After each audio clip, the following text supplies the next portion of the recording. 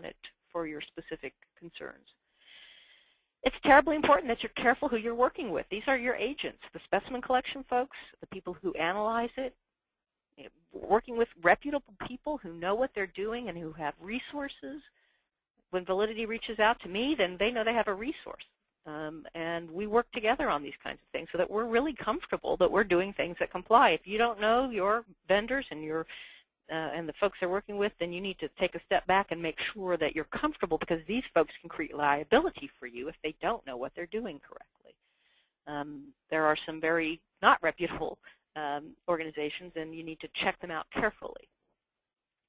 I will tell you that the policy that I've mentioned a couple of times, a sample, is very clear in a number of ways that you've got to be careful about how you transport an employee. If you have already said, we have reason to believe that you're impaired, now get in your car and drive to the lab, you are asking for a lawsuit.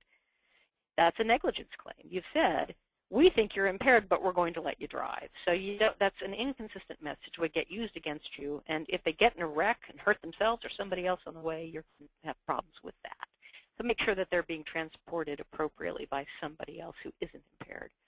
And this is why you want to train your supervisors, as you can do all the careful work behind, and again, one slip with a supervisor can get you a lawsuit. So helping them understand and be trained on how do they determine if they have reasonable suspicion. How do you make sure they're not discriminating and they're not picking on a group because of discriminatory attitudes? That's in the hands of your supervisors. Make sure that they understand that they can't do that and what the rules are. What to say and not to say when they're actually confronting them. You'll see the good language in the policy about we're just really trying to confirm. We're not experts.